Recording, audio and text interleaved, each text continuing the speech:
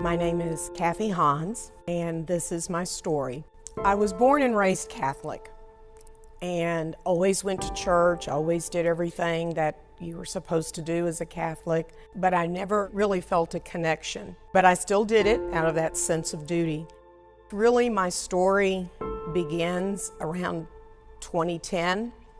My mother got sick with Parkinson's, and I was still going to the Catholic Church all the time, but just never really was getting any kind of a peace or comfort from everything. And it was around the time that my mother passed away, my husband started having health issues. I started asking this, why me? Why me? I was doing everything that you're supposed to be doing, going to church and believing and praying and having faith, but I felt like I was being forgotten.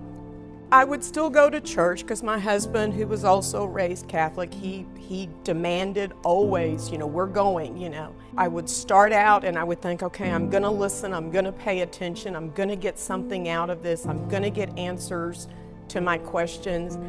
I would end up making grocery lists in my mind and thinking about what needs to be done for the week and everything. I wasn't getting a connection. After that, his health really started to deteriorate. And he went about the middle of June, he went into the ICU. One day there, these two men walked in.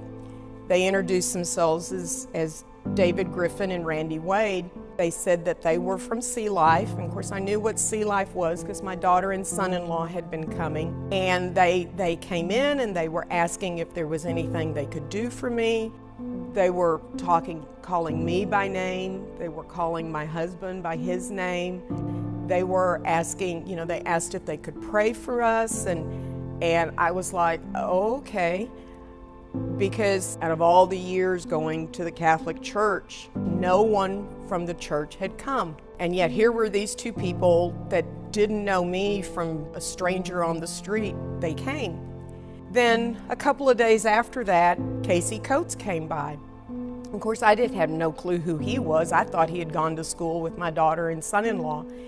And he said, no, I'm their community group leader, and we've been praying for y'all, and I just thought I'd come by and see if there was anything I could do. Here again was like a total stranger asking if there could be anything they could do for me. And it just totally floored me. A few days after that, my husband came home on hospice. I think it was 10 months after his diagnosis that he passed away. He lost his battle. At that point, I just sort of really, again, the questions again, why me? Here I've lived my whole life doing everything the way I was raised, the way I was told to live your life. I guess that Catholic guilt kicked in and I kept going to church, but just going through the motions. A good friend of mine, when I would ask her about, why me? Why is God doing this to me? She says, Kathy, God has a plan. He has a reason for giving you all these things. I didn't want to accept that. I was like, no, it's not supposed to be this way.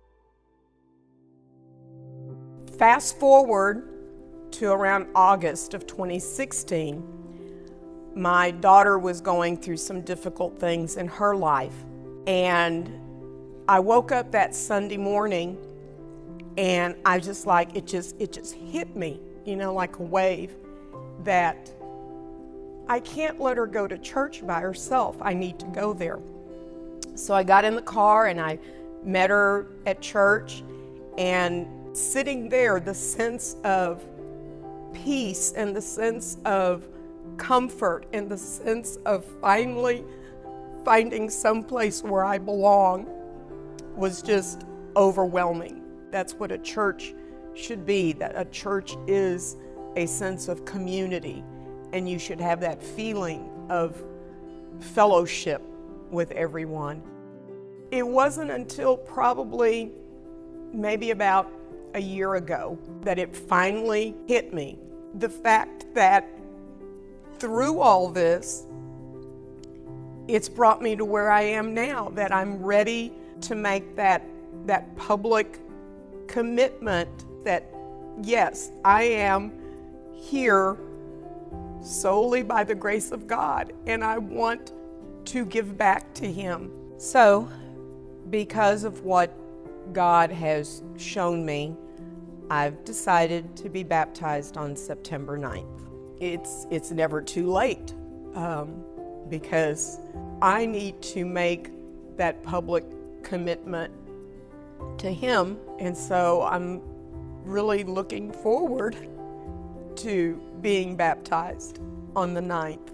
So many times I was ready to just give up, but yet God never gives up on us. He's always there, and He is just this magnificent presence that if you let Him into your life, everything does make sense.